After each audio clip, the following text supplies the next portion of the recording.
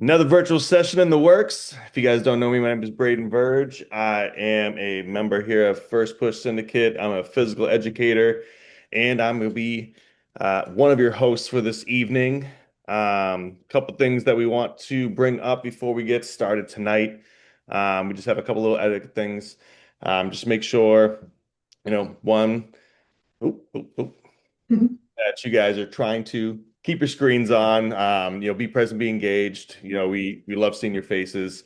So really try to keep that screen on. If you do need to step away, obviously, put up like an emoji, then you can shut your video off.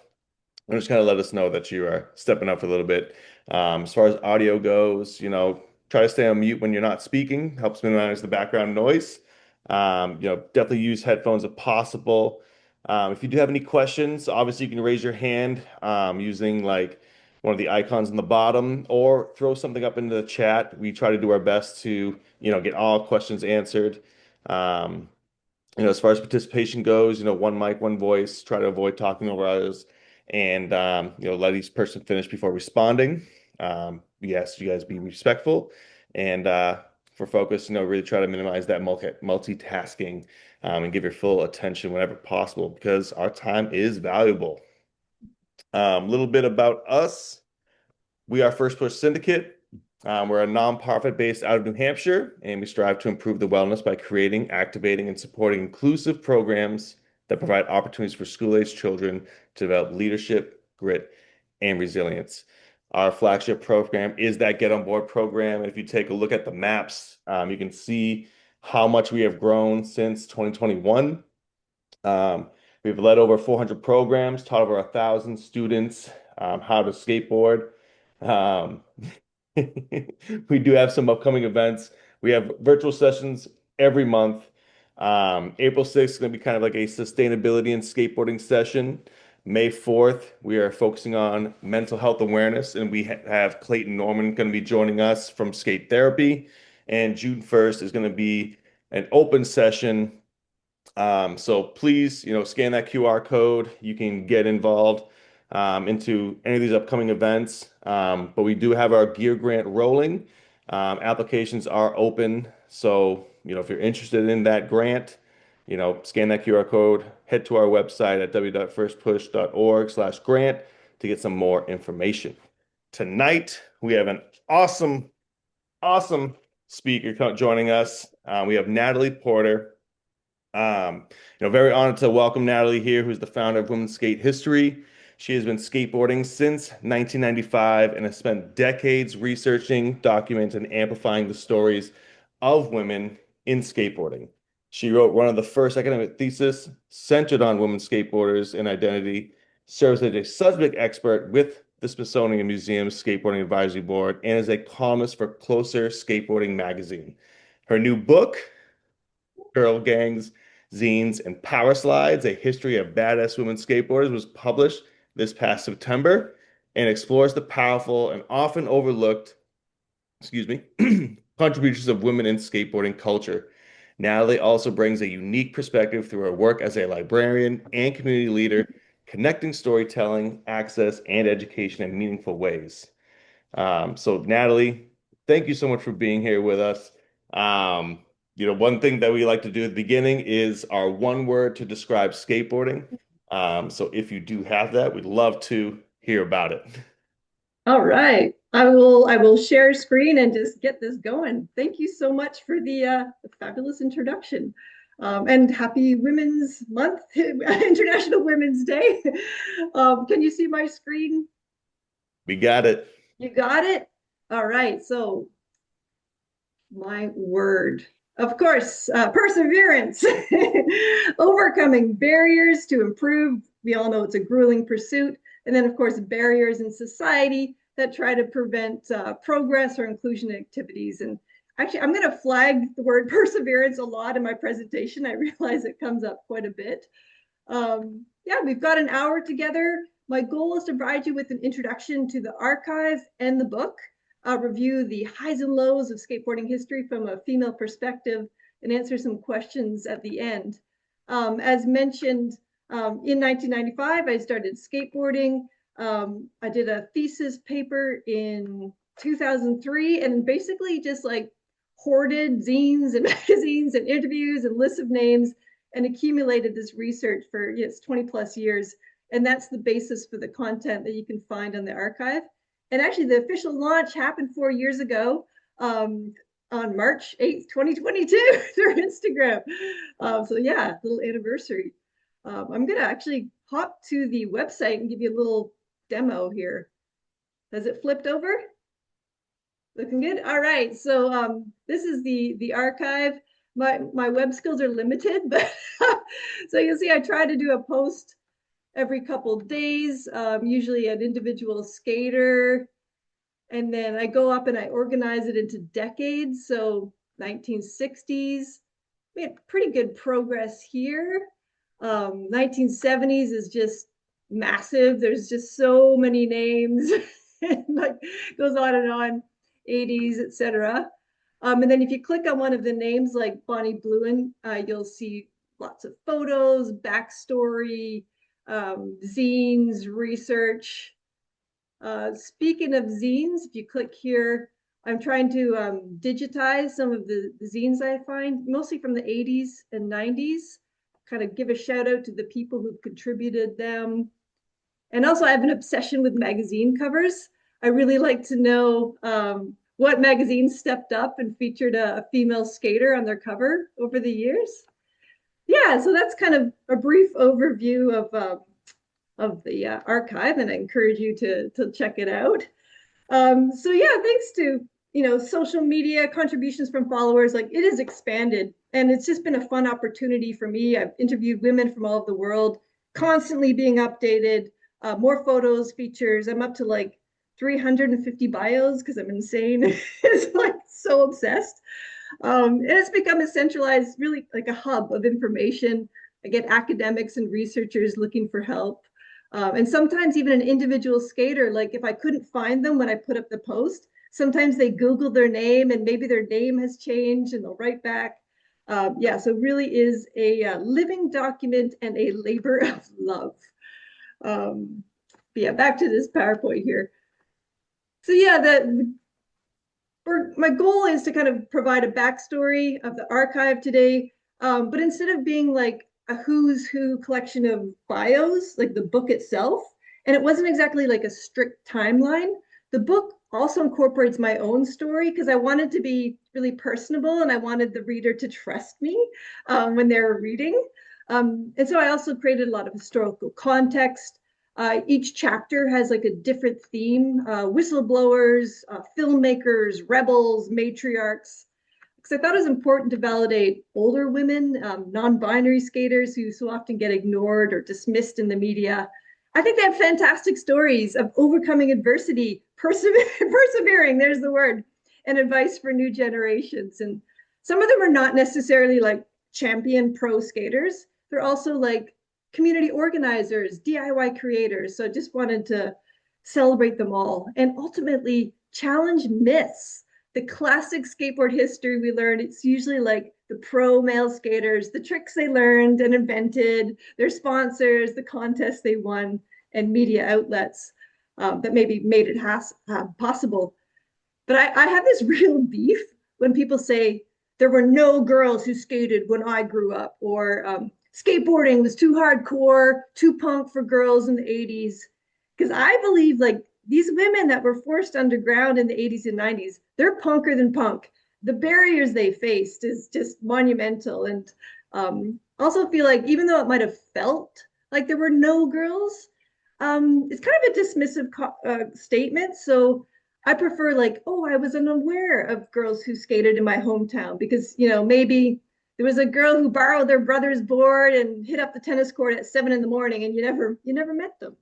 But yeah, so let's get back to the history. So while my book wasn't like a traditional timeline today, we're going to do Women's Skate History 101. So when you do read the book, you'll just have this solid foundation. All right. 1960s highs. This photo here, 1959, because skateboarding is very DIY. It's quite equitable. It's a popular child's toy on par with the hula hoop, kind of an alternative for surfers. pretty much, yeah, you got 2x4 and a roller skate wheels, you got your own setup. And so you can kind of see Lisa Remba in 1959 in an article, and it says, the girls have been sneaking into the sport too, braving the occasional scraped knee or skinned elbow to skim the cement with the guys. Yes. Also, we have the first International Skateboard Championships, May 1965 in Anaheim. It was televised on ABC's Wide World of Sports. Pretty equitable. The footage was balanced between the competitors, and even better, the girls' champion, which is on the far right, Lori Turner, she received the same prize as the boys' champion. It was a $500 scholarship, Hobie surfboard, and a dinner at Disneyland. Lori even shared how being like a champion skater, it helped her overcome the stigma of being a child of divorce in the 1960s. So skateboarding was huge for her. As well, we have the first girl gang, 1963. It was called La Femme. This was when Colleen Boyd, Donna Cash, and Susie Rowland, they noticed that their male friends were getting sponsored by like Hobie and Pacific Palisades. And they're like, dang it, we're gonna get our own team. So a local clothing store called La Femme sponsored them. They had custom jackets and patches, and it just reminded me, like right from the beginning, if you find your like-minded friends, you've got a hype team, make your own team. They're just the best. There's also Patty McGee, rest in peace. So she was the first national champion in 1964, and just so recognizable as an ambassador. Traveled across the country with Hobie, appeared in TV, auction May 1965, Life magazine, probably seen that. So yeah, a real ambassador for skateboarding. And there's the La Femme girl gang, which I just love. But yeah, next up, I should mention some of the lows. That article from 1959, it was immediately countered by another article sort of condemning skateboard. It's risky, there's doctors' reports of injuries. You know, there's some truth to these reports. The skateboards were very sketchy, but this is the best. Even the article notes that a large portion of the injuries were actually adults trying to demonstrate to kids how to skate. So it's like, nice one. But yeah, there's a stigma against skateboarding, the devil's toy. It's really pushed by city officials and police. They see it as chaotic, threatening. There's no rules, there's no adult supervision, and there's this battle that unfolds in print media. And even that Life magazine where Patty McGee's on the cover, there's all these amazing photos of kids in Central Park, and then the article is like, skateboard mania and menace, teeter-totter on wheels is a risky new fad. So it was very like back and forth. I mentioned on the slide Clarissa Carter. So she was age 5 and killed by a speeding police car in Central Park in New York, April 30th, 1965. Happened to be on a skateboard. And the story shared across North America, overseas, hundreds of newspapers. The headline is Skateboard Kills Girl. And it's like, oh God, like it's pretty jarring. But then when you investigate the situation, like police car killed the girl and they were speeding and they were like, oh, there was a fake bomb threat. But it's just unfortunate because how the news sort of flipped it, and they really used it to propel bans on skateboarding. And there was even a statement that said, parents, control your children. All the blame is based on this, put on the skateboards and the parents. So, and these bans were enforced and still sometimes remain all the way back from the 60s. It's so wild. Yeah, moving into the 70s, some highs. So even with skateboarding being banned, never actually disappeared, went under the radar.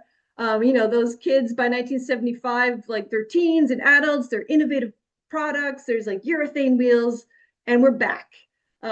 Enjoying smooth concrete. There's grassroots contests. It's amazing. And the progression is just staggering. And I'll just keep it brief to say, like, we're starting to see contest divisions for all. Even by 1978, California State Championships, they've got multiple age categories for boys and girls.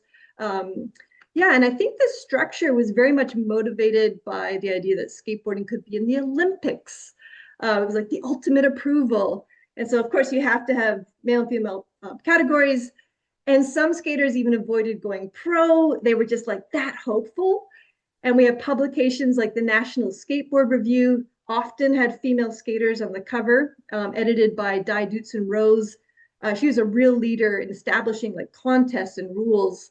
There's also, glossy magazines like Skateboarder. They were proactive about including women in their Who's Hot feature and interview. And the level of skating is just improving every day. There's so many skate parks opening. And this photo, I just love it. It's girls' night at Runway Skate Park, and they had 150 girls. This is like back in 1977. And I interviewed some other women, and she said the idea caught on, and there was more parks that would do this thing all the way back in the 70s. So I was just delighted to read that. Um, Next slide. Also in the 70s, there's kind of a diverse participation. Terry Lawrence, whose pronouns are he, him, wanted to be acknowledged as a female pioneer when he was a child. He said that because skateboarding was so new and exciting, creating its own voice with a rebellious element, he could be that kind of aggressive genderqueer child and be really accepted. The industry also booms worldwide. And I think there's more sort of diverse visual representation. There's a photo there of Cheryl Thornton in Fort Worth, Texas. This is the first photo of a young Black girl competing back in 1978 against the boys. So I thought that was really special. And of course, the 70s, there's like the women's lib movement, and it kind of drives women's rights to compete in sports. Over in the UK, there's a column called Kate the Skate.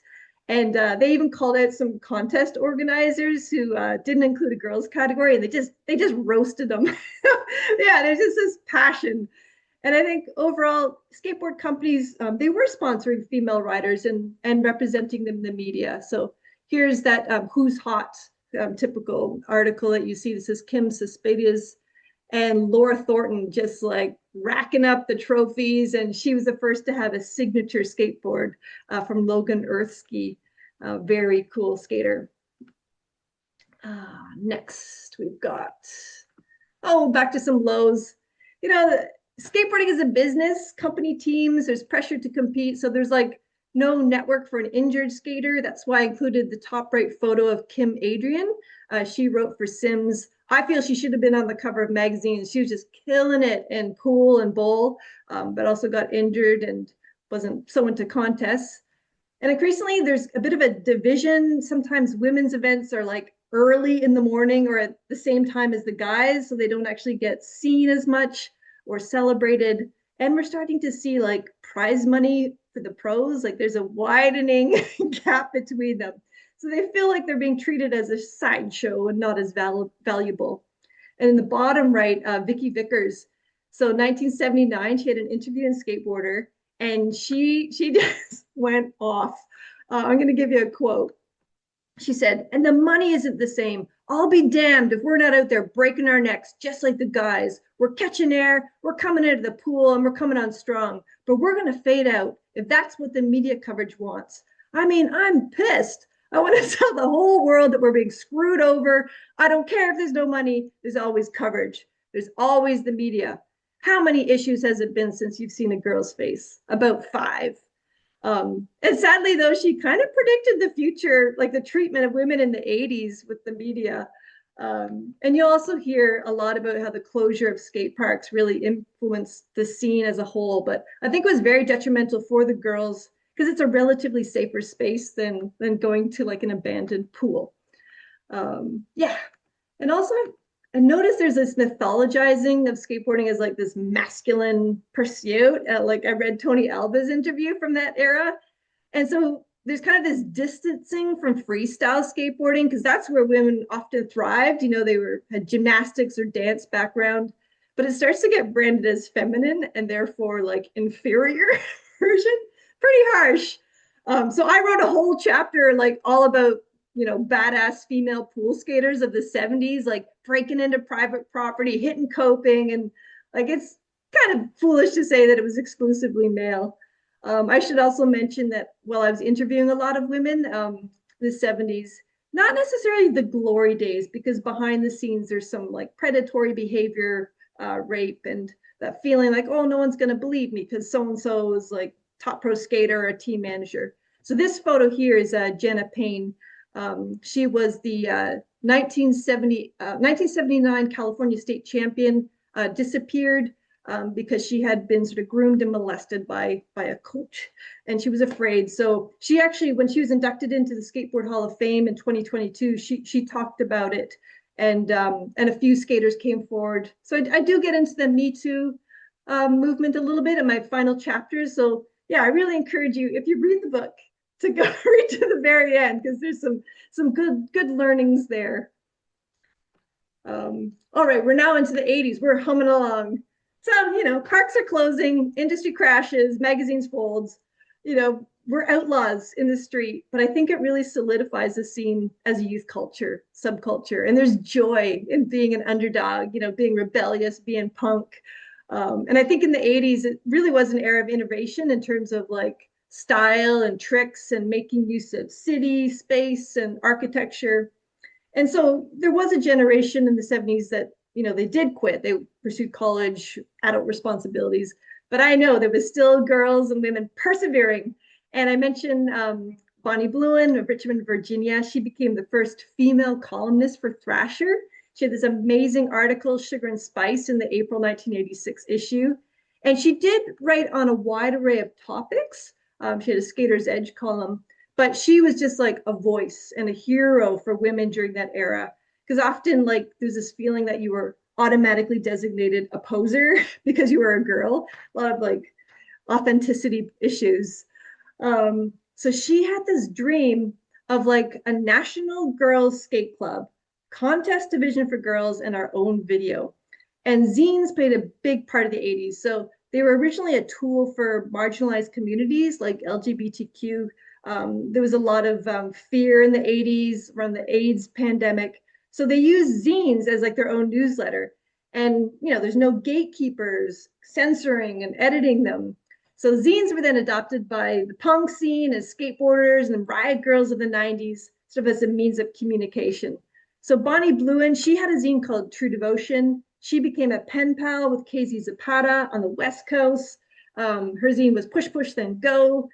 And then the first female-focused zine came out in April '86 by Lori Cooley Wong, and it was called Ladies Skate World. And there's actually a really funny story in the book, because Lori became Tony Hawk's tenant in his first house. So she worked at Del Mar Skate Park. So I tell that story in the book, but she started to make these announcements in the upper right hand corner. You see girls, girls, girls. She was trying to rally female skaters to petition the California Amateur Skateboard League to bring back a girls division. And this was really brought to life by Lynn Kramer in San Diego. She created the Women's Skateboard Network in 1988. They had a fantastic zine called Equal Time, all digitized on the archive. So there's a cover with Stephanie Person. She's the first Black pro female skater on the cover. And that zine had a circulation of like 1,000 copies, and they had 250 members around the world in the late 80s and early 90s. So pretty awesome. And I just love the punk spirit of the 80s. So actually, I'm going to show you a few photos here. So we've got Anarquia. So they were a girls team sponsored by a Brazilian company, and they helped create the first girls skateboard contest at the national championships in Brazil in '83. Also love learning about the Hags. That's the girl gang on the far right. They were in Los Angeles in '83, and they're just like terrorizing the streets, super badass. And then in the middle, we have the Skate Betties from Anchorage, Alaska. Like, holy smokes, so cool. So there's just like a lot of really unique underground scenes, just kind of under the radar doing their thing, which I love. Still, there's some lows. In 1981, the Association of Skate Park Owners decided to eliminate the amateur girls division. And this was advertised in Skate and News newspaper. And it was really frustrating because the issue wasn't participation, like that photo upper right, Carabeth Burnside, which I'm sure all of you know. There was a crew of amateur girls competing, but I think it was like a temporary measure. So, and it really hurt the girls to kind of be lumped in with boys. You often couldn't see their names in the contest results. It's a real detriment. But then the industry rebounded in the mid 80s, and there's no interest in sort of resuming these equitable opportunities in the past. Like Women's Skateboard Network. They had to demand their own division, and Castle eventually did that in 1989. So there's this gap, and the attitude was like, girls, just suck it up, compete against the guys. And like some of them did do it. Carabeth, very skilled, talented skater, but you know, it just was really emphasizing this commodification of skate culture and the skate celebrity. And Bonnie Bluen, she kind of felt betrayed by some of the skaters in the 70s, but she wouldn't even know, like Patty Hoffman, who was pro in the early 80s, her sponsor, Powerflex, they refused to give her a signature board. So she didn't actually quit. There was just no support. So I feel like there's this separation from the past. The girls in the 80s, they can't access their history or discover role models. And like anytime there's a flashback article in the magazine, it's kind of about the dudes. So I don't know. Even Terry Lawrence said the 80s was really male dominated. It was a lot of like gay this, you're a dyke. And when you grow up in that kind of environment, there's a lot of fear. Kids shut down. They don't feel safe to be who they are. And some ways, like I feel like this sort of fear culture is playing out today, and a lot of authenticity issues are based on fear. And I also feel like it's interesting in the 70s, we had, women's liberation, civil rights movement. And then when there's a recession, there's this political backlash, and women back in their place, back in the kitchen. And it's just strange whenever there's like economic strife, there's kind of a kind of goes back in time a bit. And skateboarding kind of reflected these attitudes. Like, there was a lot of money in the late 80s, mid 80s, and there's guys on MTV, they're running companies, they're celebrities, but not a lot of interest in this sort of inclusive community, and which I think is sort of rooted in greed. I also suspect that the dream of skateboarding to be in the Olympics, it collapsed. Moscow Games was boycotted, and there's no longer any motivation to welcome female skaters. The industry tanks, no Olympics, whatever. Yeah, it's kind of a harsh time, but at least the Women's Skateboard Network, we persevered. And there's some group shots. They had an all-girl contest on Labor Day. That's the far left, and a group of girls at Powell Skate Zone. You can see Carabeth, Patty Hoffman, a whole bunch of big names there. They even had the very first all-girls video, just like Bonnie Bluen had hoped for. Upper right, came out on VHS. It was directed by Ethan Fox. So pretty impressive stuff for that era, which I'm grateful for. And yeah, and now we're to the 90s. Like I equate the 90s with the Riot Girl movement. It emerged in the Pacific Northwest, collective power against, sexism and violence towards women in the punk scene. They're making really cool zines, trying to fight for accountability. And I found there's actually a lot of skaters within the Riot Girl movement. And I think it explains why, if you read the letters section in Thrasher in the 90s, there's some pretty angry girls like demanding representation. So they're channeling their Riot Girl. And I also think the DIY mentality, it was just kind of feeling like the guys aren't going to do anything for us, so we have to do it. And like Patty Segovia, who is part of the Women's Skate Network, she launched the first all-girl skate jam. And it was originally a demo in 1990 in Reno, Nevada, part of the NSA contest. But by 97, she went like totally exclusive for girls, like sponsors, cash, like create that safe space. And the all-girl skate jam became like a model for contests replicated around the world. So like here in Canada, we had a version. We had Girls Skate Out in the UK, Gala's Skate Jam in Australia. It just kind of became like a really positive model. Far right photo, you'll see Rookie Skateboards from New York City. They were a company initiated by Catherine Lyons and Elska Sandor. Those two girls, they worked at skate shops. They met at this launch of a vert ramp, and they were kind of sick of like the board graphics and the advertisements becoming really sexist and violent. So they made Rookie, and some very diverse team and ahead of their time for the era in the late 90s. So that's Jessie Van, Lauren Malika, and Jamie Reyes. I love the design of Rookie skateboards. Like it was kind of like this symbol. Like if you had a Rookie skateboard and you saw another girl with like a Rookie board, like, oh yeah, she knows. And obviously, like Uh, Alyssa Steamer, Fort Myers, Florida, sponsored by Toy Machine. Just a huge milestone. They treated her like an important member with video parts, ads, signature boards. And when Ed Templeton turned Alyssa pro in 1998, like it validated our cause. And he said that he got all this feedback where 50% of them were kids who were really pissed. They thought that they were just as good as Alyssa and that they were worthy of being pro. They judged her purely on her tricks. And then the other 50% were writing in support of Steamer and coming to her defense. I can guarantee, like, those were mostly girls. They were just happy to have a hero.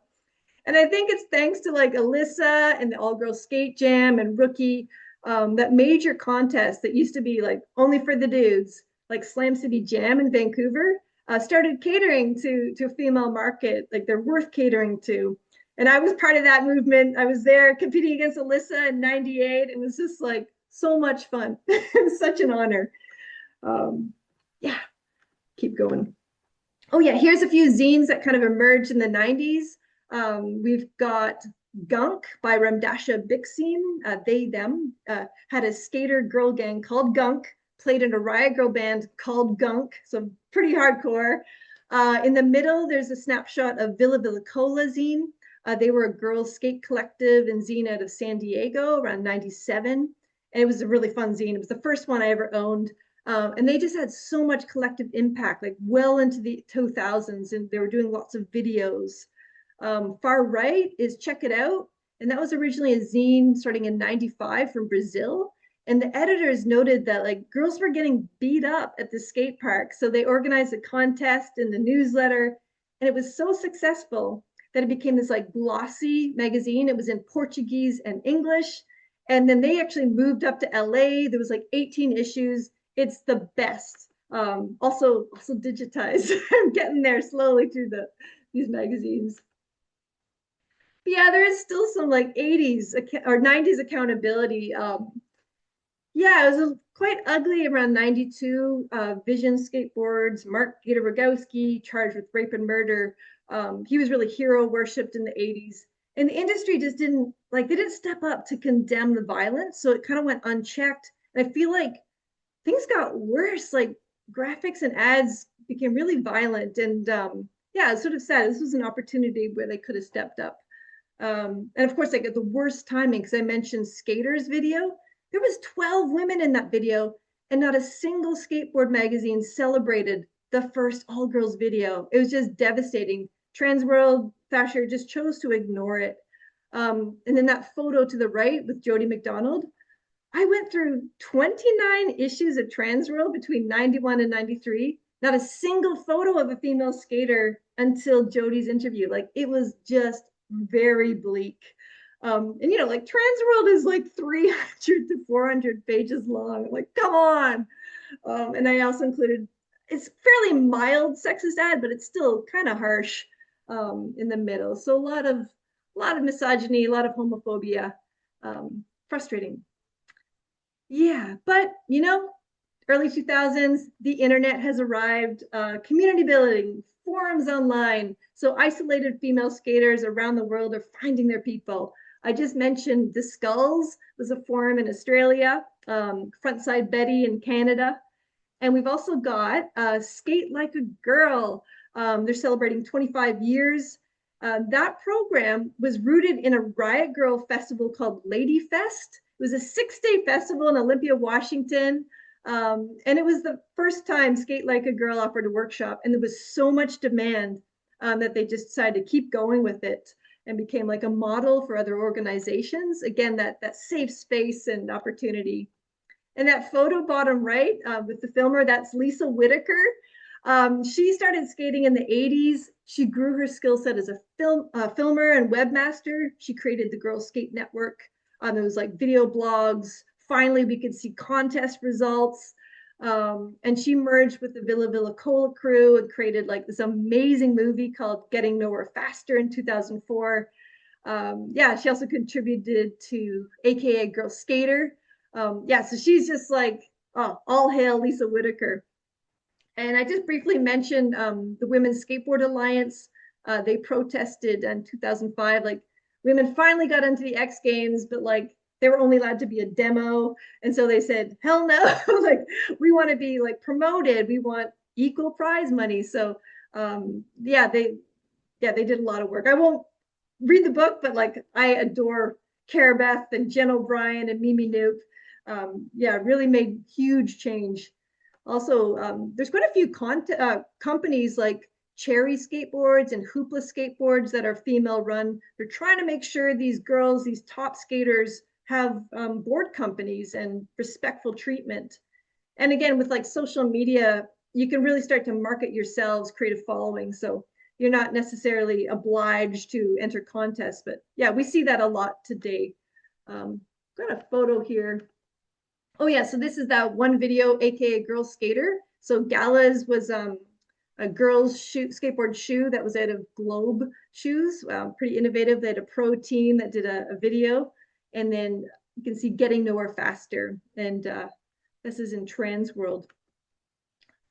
But yeah, even with all of this progress, just like these ups and downs in the industry. There's another lull, and I feel like whenever there's a recession, it's kind of like the first to get cut are the women.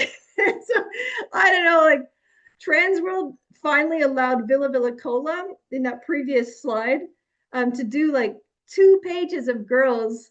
But then they were told after maybe like 4 issues, oh, we need those 2 pages for ad content.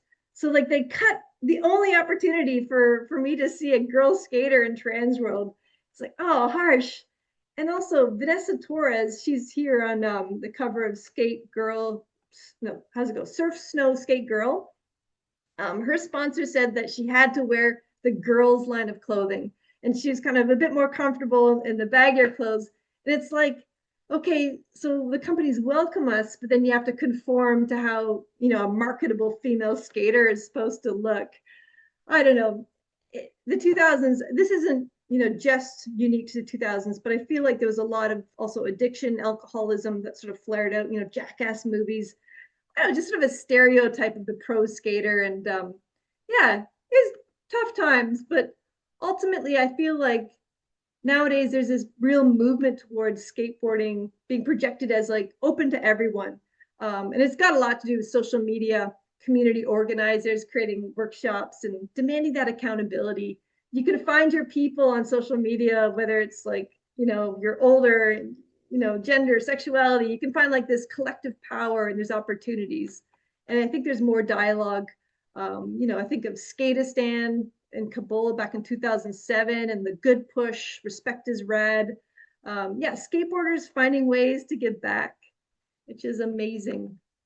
And I won't go too much into it, but I should give a nod to the Olympics. Like I go into a deep discussion in the book, but like, because there's shifting attitudes over the decades, but there's pros and cons. But I think ultimately that global exposure for women, opportunities to compete, Olympic sports are government funded, so there's more skate parks. So yeah, to me, it's very, very positive. And, at the same time, the Olympics is for a very, very elite few people.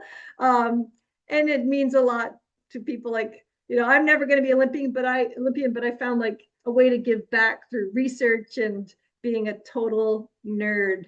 And also I feel like skateboarding, we have to lean into this idea, like if we're going to be counterculture and countercultural, like that's inclusive, that's in total contrast to anything that's racist or sexist or homophobic. It's about community. So yeah, let's really lean into that definition. And to me, that just means honoring and celebrating diverse histories. And yeah, there's the book. Check it out.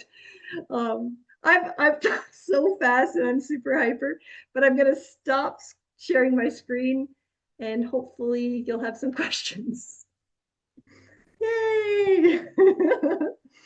I really appreciate That's your awesome. patience. That was great. Thank you. Really like my quick question is, what drew you into skateboarding? Well, typically, I guess it was my brothers, so they were skateboarders, but also snowboarding. Like snowboarding came first. I was growing up in Ontario, very harsh winters, and then something to do in the off season. And so skateboarding was it. But then skateboarding is way more affordable, accessible. So it really did kind of take over. And also just meeting, there was a really vibrant crew of girls when I started skating in Vancouver. And those are like my friends that I still keep in touch with, like more so than friends in high school. It's like skateboarders um, have been really meaningful to me. So yeah, I was hooked. It's awesome. And I always say all the time, like my favorite skaters are the people that I skate with.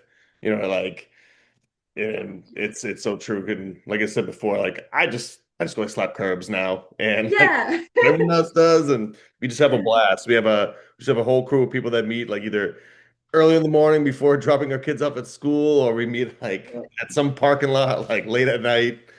That's Such a good what we outlet. do. Is there like a particular event or action on the timeline of women in skateboarding that really like stands out to you as particularly like a momentous occasion? This is a big question from Bo. Oh yeah, well yeah, I kind of touched a bit on that all girls skate gym, Yeah. because that was just such a an amazing model to have, and like I'm still kicking myself because I was in university at the time. It was September '97, and a bunch of my friends got to travel down to San Diego, and I didn't get to go, but got to hear all about it. And then just things got to really snowball and became like this visual awareness. I think Thrasher and Transworld actually did an article on it, and it's like, oh yeah, there is a community. They're worth marketing to, and like they're valid skaters. So that was a big turning point. Obviously, there was still ups and downs. Like I know we got into the X Games, and then Vert for Girls got pulled from the X Games, but people like Amelia Brodka stepped in, and so that's where exposure comes to. So every time there's like you think we've made it, and then something happens, but then it's just an opportunity for more sort of grassroots initiatives. And that's why I always have hope for us. I know we'll ride through any storm that skateboarding that brings skateboarding. Is in like obviously, I mean, your research is so extensive. I mean, going back, like I said, all the way, the decades and stuff. Is there like a particular story that you've heard of and are trying to like dig deeper into? Because I mean, I'm sure you're finding new things like almost, daily. Daily, yeah, it is daily. Like every day I get these emails from people, with new photos, and like it is a community effort. Folks who've like digitized their zines. But oh, there's a one thing that's been bugging me. So I showed you a photo of Kim Adrian. She was like ripping in the pool. She said some of her photos were by an unknown female photographer, and they're really sweet photos. And she can't remember the name of this woman. And like I've gone through magazines at the time, but I recently just found I've been on the Internet Archive, and they've digitized a lot of the old sort of 1970s skateboard manuals and books. And I found a book that's like just all photos are by this unknown female skate photographer. So I'm like, oh, maybe I can connect the dots. And like, because yeah, I do think it's important to see women in all areas of whether contest judging or commentators or company owners or photographers, like yeah, just being present. So I'm trying to elevate those stories as well. So yeah, wish me luck. Hopefully I can track her down. And on the chat, Mark has a question. It's how's the representation in the Skateboarding Hall of Fame? Terry Lawrence is honored. Laura Thornhill is on the board. Yeah, I think it's coming along. Like I was actually this year, it was kind of a public voting system. And Jeff Greenwood, who's part of the Skateboard Hall of Fame, reached out, and he picked my brain, and I just like pummeled him with like 20 names that I thought should be in there. And hopefully we'll just see that grow every year. Like I'm thinking of like Stephanie Person. I would love to see her in there.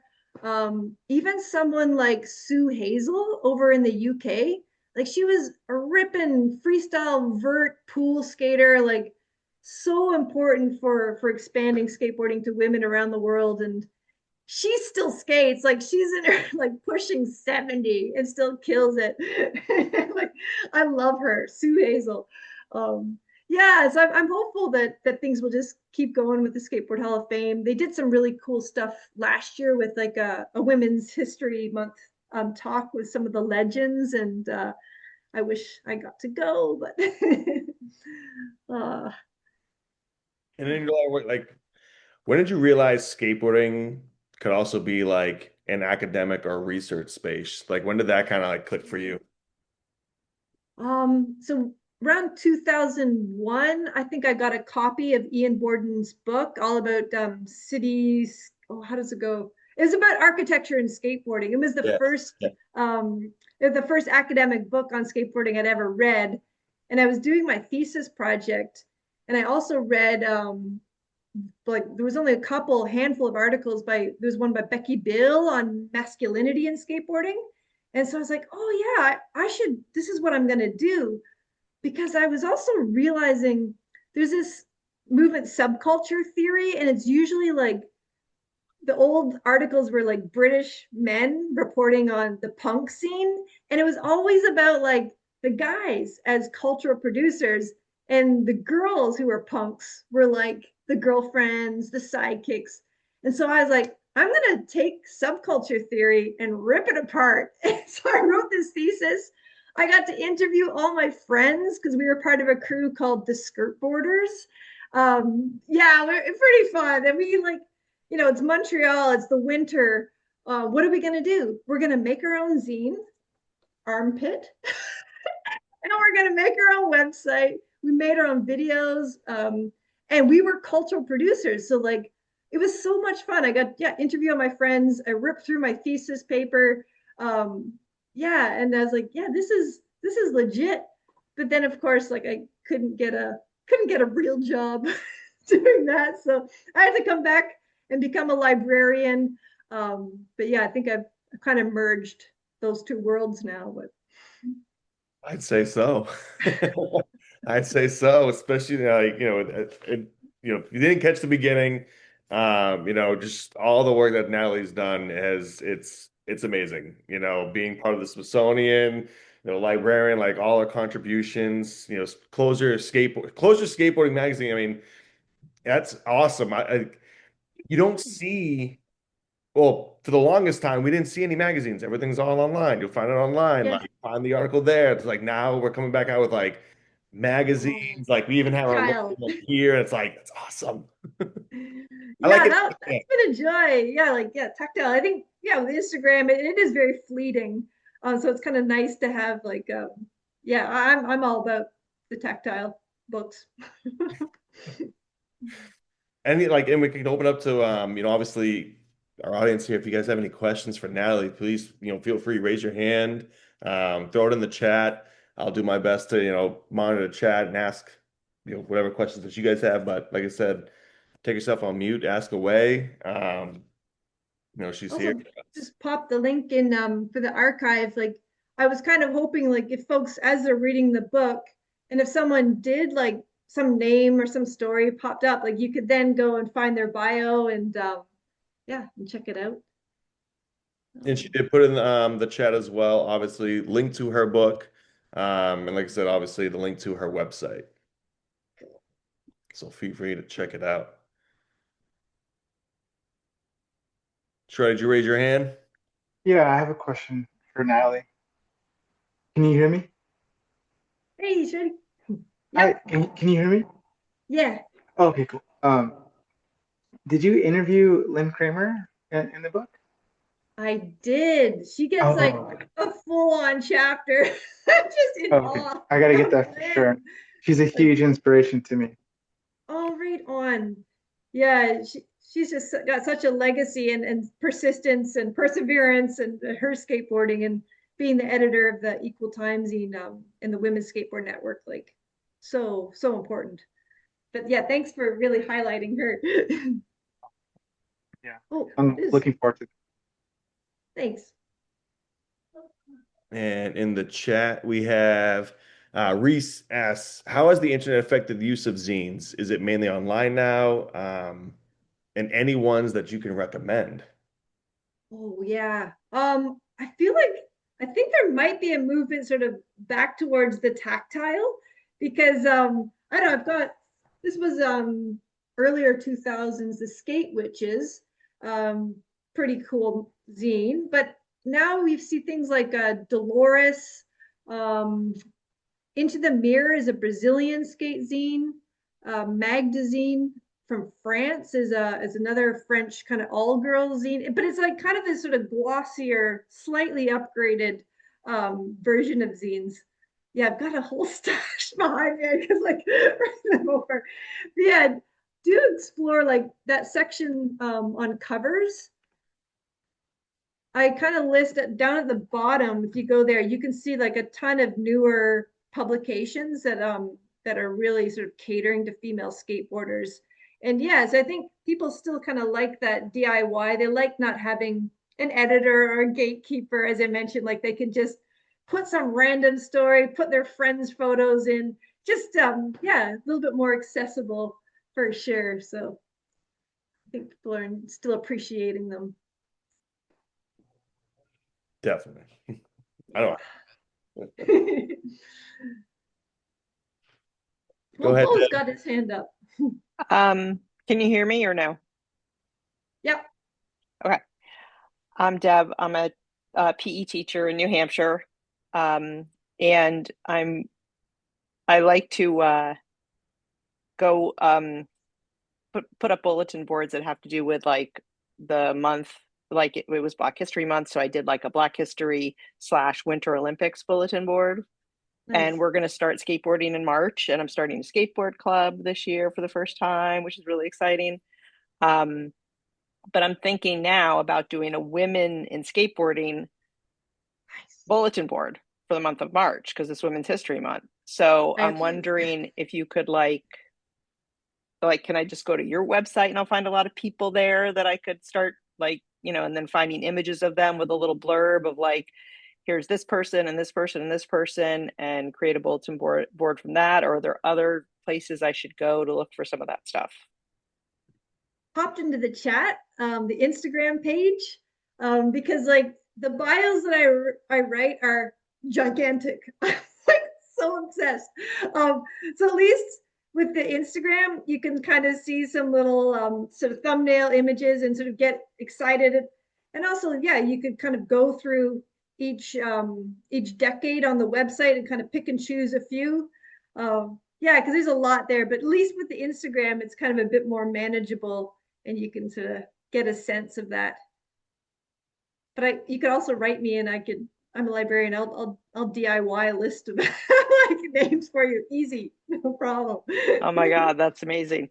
Um, if I so I know you guys are videotaping or you're recording this. Are these links going to be available also? First push? Like, Yes. okay, cool. Yes. We got you, Deb. Don't you worry. Okay. I'll be sure to send it all to you. And if either via email, I think there's like a transcript of like the chat and that type of stuff involved. And if not, I'll send you everything. Okay. Awesome. No problem. Reese lives and teaches in Hungary.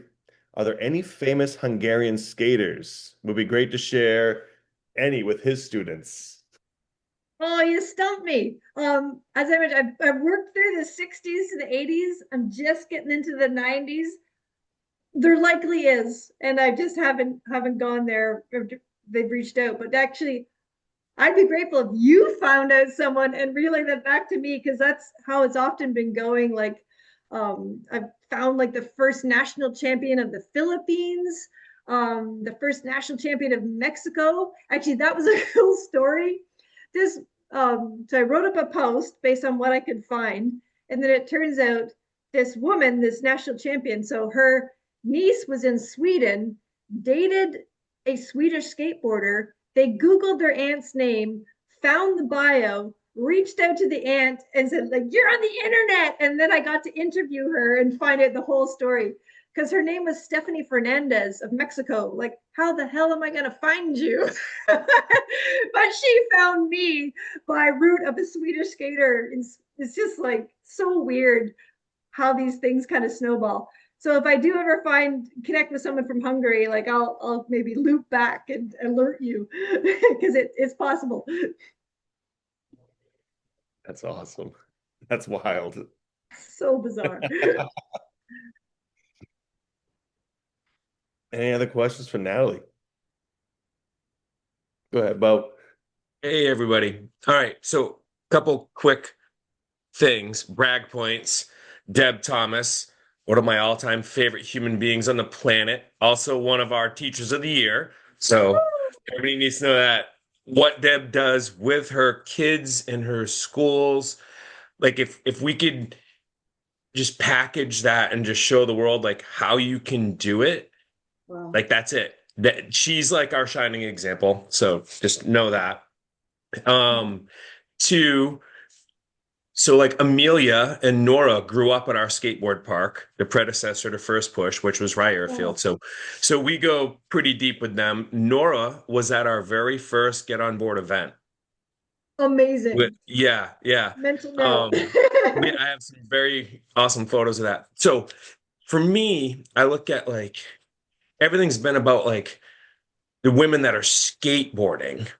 But how about like women in skateboarding, team managers? Like, Yep. who's the first artist? Like, I know Nora does a lot of her own artwork. Who else Oh, has yeah. done artwork? Or you did mention a photographer, like team managers. Those things are like Yeah. super intriguing because I remember when Mimi got Hoopla going, and I was like, Oh holy my gosh. cow, like, why isn't there more of this? We would stock as much Hoopla product as possible in the shop. Um, but like, let's focus on art. Like, who was there thinking back as early as possible that maybe was doing graphics that maybe wasn't necessarily like a pro skater? Think of like a Jim Yeah. Phillips. Is there a I'm woman that was like that? I'm just gonna see if I've got my archive open, and I'm gonna pop in Kaya Koopman just as an example. So Okay. this is a renowned artist nowadays, like really stylized images. And so she was featured in Equal Time Zine. You can see one of her drawings for the cover and for the interior if you kind of scroll through. But yeah, she's huge now. And then she did collabs with Vans, one of the first female skaters to do a collab.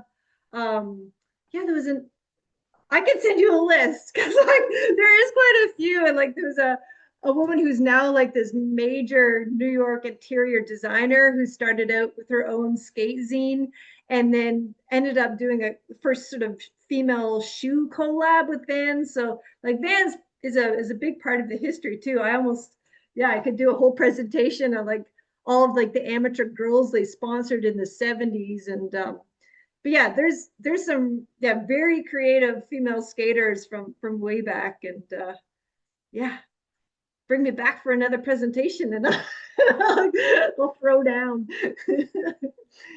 Seriously. 100% you're coming back. Yeah. I ran out into the kitchen to grab something. My wife is like, that woman is amazing. Woo! I Yeah. get pretty So hyper. Like I always say, like technically I'm an introvert, like I'm a librarian, but if you get me talking about skateboarding, like oh, I'm hyper. I think we need to do a series. So Sweet. yeah. I concur.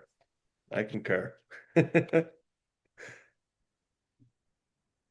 Right on. I think we're almost at a wrap. I just like appreciate everyone being here on your Monday night and taking the time to explore this. And yeah, I am receptive to questions as well. If something happens or you think of something overnight, just reach out, contact form or on Instagram. I'm usually pretty on it. Yep, and I like to mention that, Natalie did put, she's got her Instagram in the chat. Obviously, her website is on the chat as well. So, feel free to take a look at it right now, just to save it. Her website is so extensive. It's incredible. And be sure to get her book. Natalie, thank you so much for sharing your knowledge, the research and experience with us today. Your working mindset, skateboarding is not just an activity. It's culture, it's history, identity, and community. To everyone who joined us, thank you for being a part of, our Get On Board community. These sessions exist because of people like you who believe skateboarding can be a meaningful tool, for learning and connection. We hope today sparked ideas, that if you are an educator that you can bring back to your classrooms, to programs or communities that you're involved in. And yeah, keep rolling, keep learning, and we'll see you guys at our next session.